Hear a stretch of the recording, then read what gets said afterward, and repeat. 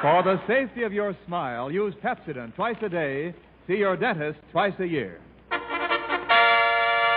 Again this week, the Pepsodent Company presents another in a series of broadcasts to our men in the armed forces throughout the United States. Tonight, for the women of the Navy, the waves, and the nurses at San Diego, California, the Pepsodent Show, starring Bob Hope and our special guest, Cary Grant.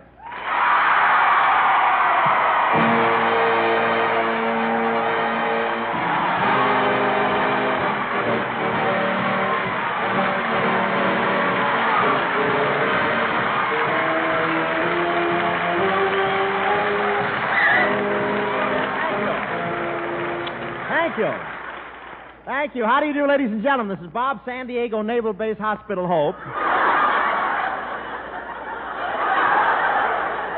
Telling you waves and nurses that as you go about your official duties, to use Pepsodent, you'll never have artificial tooties.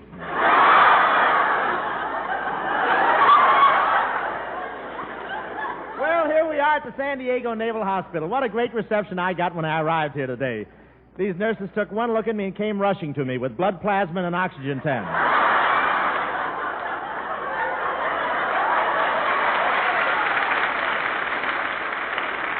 And I don't know whether these girls all got a chance to have dates over Christmas or not, but when I arrived, one of them said, "Look what's coming through the gate. Too little, too late."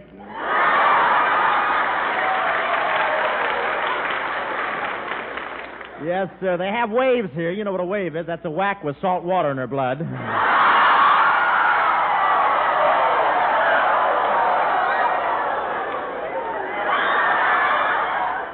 And it's very hard to choose between the whacks and the waves, but the waves are very pretty. They must be. Anyway, it's the first time my drool ever had white caps.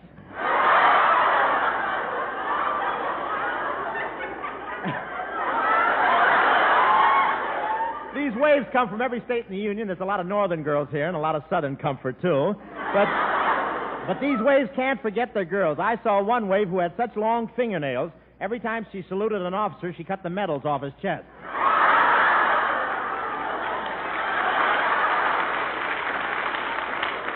I called up a wave I used to know here, but I found out she's married now and has 4 little ripples.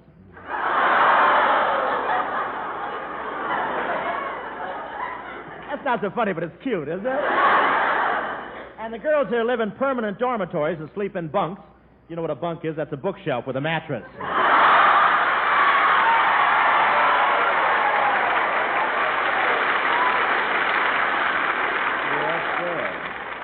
And it's wonderful in those dormitories. The service is like in a good hotel. Yes, sir. If you want breakfast in bed, you press a button and an arrow points to the nearest psychiatrist.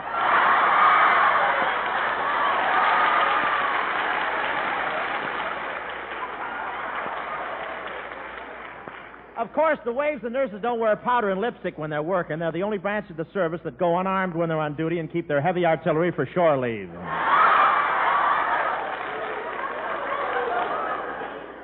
And the waves here had a wonderful Christmas party. You should have seen it. It was the first time I ever saw a Santa Claus with legs like Betty Grable. And the girls did all right on Christmas gifts. I don't know what they got, but one truck turned over bringing presents down here, and in 2 minutes it flooded 7 miles of Highway 101 with Chanel number 5. The driver of the truck felt bad about it, too. He couldn't go home to his wife for 3 days until he got the dreamy look out of his eyes.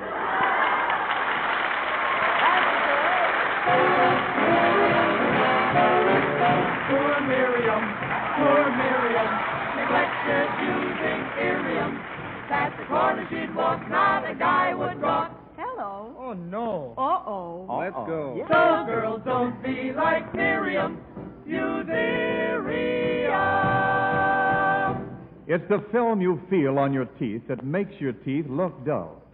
Pepsodent toothpaste with Irium removes that film, uncovers the natural brightness of your smile. You see, Pepsodent, and only Pepsodent, contains Irium. It loosens film and floats it away quickly, easily, safely. And when film is gone, Pepsodent toothpaste brings new brightness to your teeth. No wonder more people than ever before use Pepsodent toothpaste today. No wonder it's number 1 with the men in the service. Try Pepsodent toothpaste for just 1 week. See if your teeth don't feel cleaner, look brighter. See if it doesn't uncover that natural brilliance of your smile. Get a tube of Pepsodent toothpaste. And remember, Pepsodent, and only Pepsodent, contains Irium. Dear Miriam, sweet Miriam, now she's using Irium. Up and down the street, all the boys repeat. Some smile. Well, naturally. Well, of Some course. smile. Thank you. When Wendell now said Pepsodent, that's what he meant.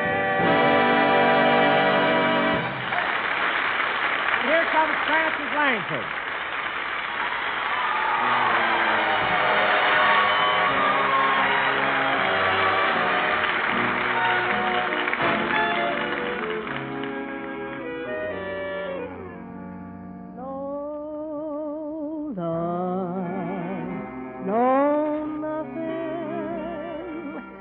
Until my baby comes home, no sir, no nothing. As long as baby must roam, I promised him I'd wait for him till even Hades froze. I'm lonesome, heaven knows. But what I said still goes. No love, no nothing. And that's a promise I'll keep. No fun with no one. I'm getting plenty of sleep. My heart don't strike, and though it's like an empty honeycomb, no love, no sir, no nothing till my baby comes home.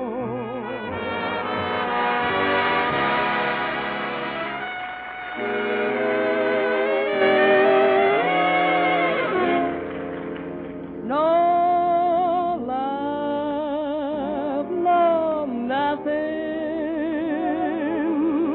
and that's a promise I'll keep. No fun with no one. I'm getting plenty of sleep.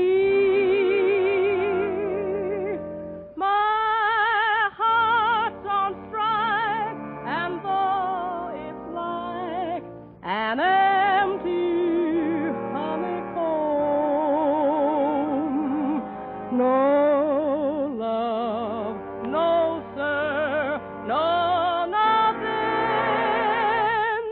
till my baby comes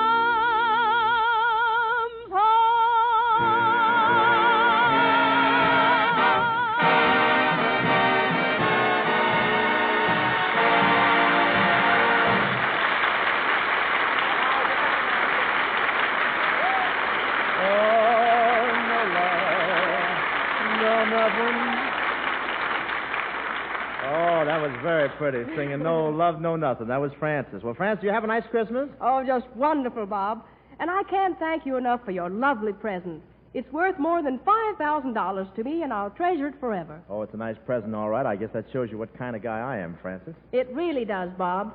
Gee, not many fellas would walk up to Frank Sinatra and pull his bow tie right off his neck.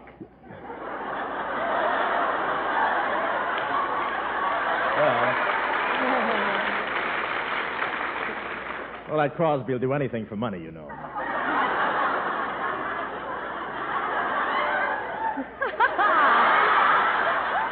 Oh, I meant to ask you, Bob. What's that tiny box you sent me that has stamped on it, keep in a warm place for 60 days? Well, I just couldn't get you a pair of nylons, and the clerk said silk stockings were the next best thing. Bob, you don't mean... Yes, if those two silkworms know what they're doing.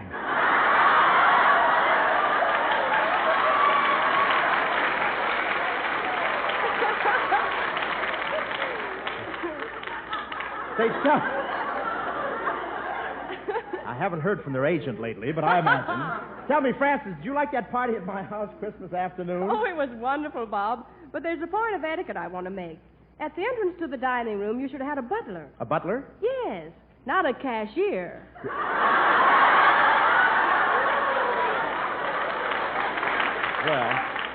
Well, I don't charge my friends if they hold membership cards. Are you going out New Year's Eve, Bob? Yes, I'll have to try that. I'm going out if Professor Colonna manages to get a girl for me. Hello? Same to you. Who is this? This is Hope Colonna. Who? Hope Colonna. Hope Colonna. Didn't know I had a sister. Look, Colonna, I thought you were out trying to get me a date for New Year's Eve. I am, Hope. That I am, and how I am. Oh, Professor Colonna. Oh. Oh, Professor Colonna. Oh. Colonna, I thought you were getting a date for me. What are you doing? Holding auditions.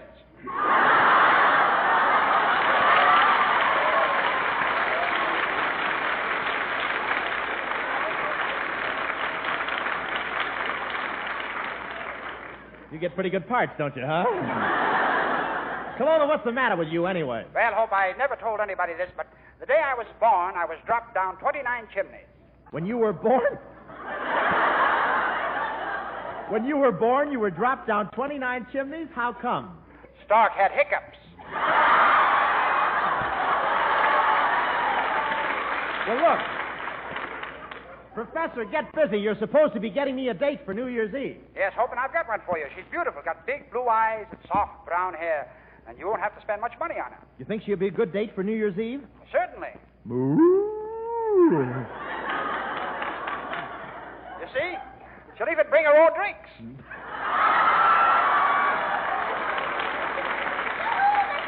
Well, Miss Vera May.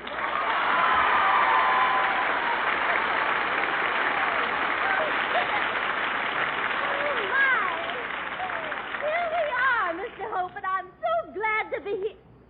Oh, my goodness, girl sailors.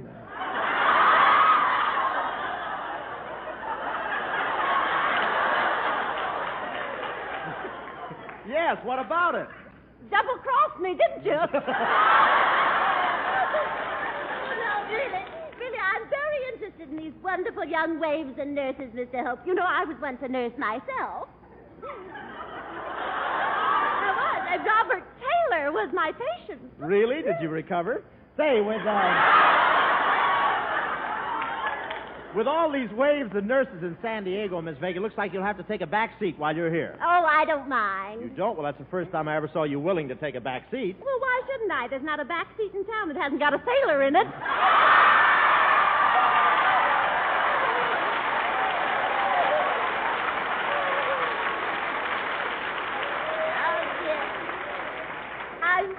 Yes, Mr. Hope. You should know if anybody should. Quiet. What did I say? Well, I won't repeat. I must tell you, Mr. Hope, I loved your Christmas party. Oh, goodness, all the eligible bachelors in Hollywood were there, weren't they? Yes, but it wasn't a Christmas party, Miss Vega. It wasn't? What was it then? Well, after you arrived, it became known as Massacre Under the Mistletoe. Oh,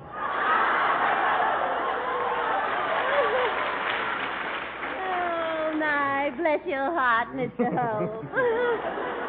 I wish Santa Claus had left you in my stocking. It could use a new heel.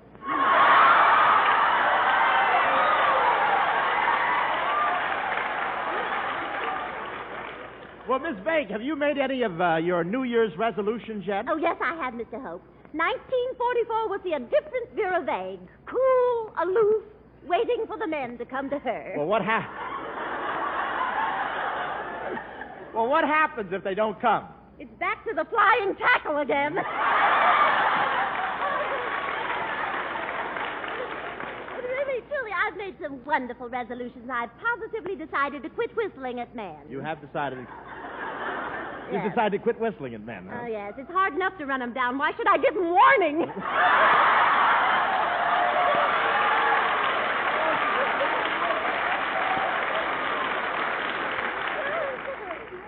Seriously, Mr. Hope, I've resolved to quit thinking about men so much. What's that? There goes my other ear.